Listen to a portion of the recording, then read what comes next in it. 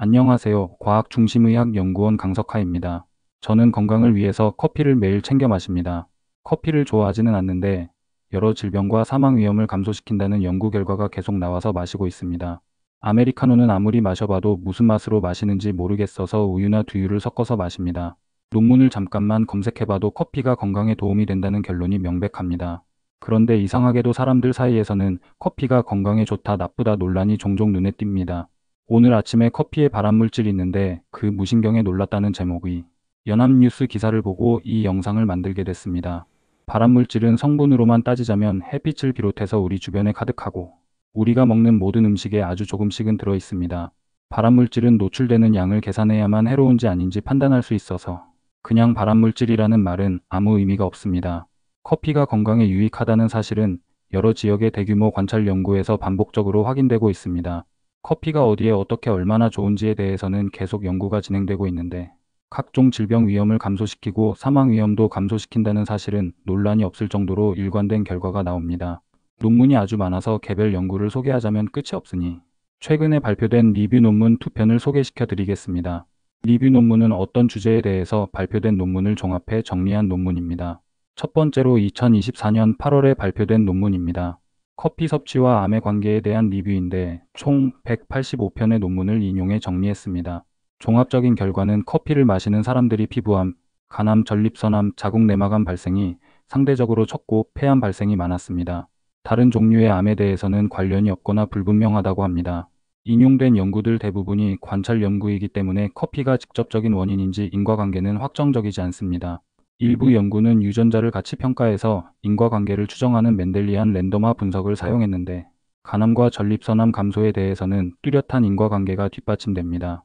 폐암 발생이 더 높은 이유는 커피가 원인인지 아니면 흡연이나 비만 같은 다른 요인의 영향인지 불확실합니다. 저자들은 종합적으로 하루 3잔 이상의 커피를 마시면 암을 예방하는 효과를 기대할 수 있다는 결론을 제시했습니다. 두 번째 리뷰 논문은 커피와 심혈관 및 대사 질환에 대한 논문입니다. 정리한 결과를 그림 하나로 표시했는데 고혈압, 대사증후군, 비알코올성 지방간, 제2형 당뇨병, 만성신장질환, 뇌졸중, 신부전을 감소시키고 전체적인 사망 위험도 감소시킵니다. 이런 작용들을 통해서 건강에 유익한 결과가 나타난다고 합니다. 혈관 기능, 포도당 대사, 인슐린 민감성, 지방 대사, 항염증 효과, 항산화 효과, 열 생성이 언급되고 있습니다. 건강에 부정적인 영향에 대해서는 커피를 과잉 섭취하면 카페인 과다로 인해 문제가 생길 수 있다고 합니다. 식품의 약품안전처는 성인의 카페인 1일 섭취량을 400mg 이하, 임산부는 300mg 이하, 어린이 청소년은 체중 1kg당 2.5mg 이하로 권고하고 있습니다. 2020년에 발표된 식약처 조사 결과에 따르면 인스턴트 커피 1회 제공량은 50mg에서 90mg 정도, 커피 전문점의 400ml 한 잔에는 132mg, 에너지 음료는 한 캔에 80mg 정도 카페인이 함유되어 있었습니다.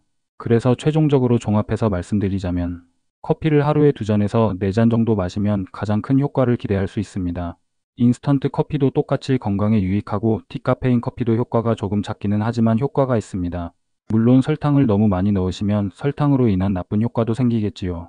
잔이라는 기준이 애매하긴 한데 저는 인스턴트 커피 2g 정도를 물과 우유 또는 두유에 섞어서 한 잔을 만들어 보통 하루에 2번 마십니다. 캡슐 커피를 마시기도 합니다. 여러 연구에서 커피가 건강에 좋다는 결과가 나오지만 모든 사람에게 좋을 수는 없습니다. 커피를 마시고 나면 불편한 증상이 생기시는 분들은 억지로 마셨다가는 해로울 수도 있습니다. 커피나 카페인 섭취를 조심해야 하는 질환도 있기 때문에 건강에 문제가 있는 분들은 의사 선생님께 여쭤보시면 좋을 것 같습니다. 카페인에 민감하신 분들은 디카페인 커피를, 그리고 커피를 싫어하시는 분들은 커피 대신 녹차를 마시면 비슷한 효과를 기대해 볼 수 있습니다. 커피 기업에서 돈을 줘서 조작된 연구들이라고 주장하는 분들이 댓글을 남기실 수도 있겠습니다. 도대체 어떤 기업이 세계 여러 나라의 수많은 연구팀을 다 조종할 수 있을지 회사 이름이 궁금합니다. 글로벌 기업 코카콜라도 단 음료 나쁘다, 인공감미료도 나쁘다 등 계속 부정적인 연구 결과를 막지 못합니다. 커피는 도대체 어느 기업이 조종하고 있는지 콕 집어서 알려주세요. 시청해주셔서 감사합니다.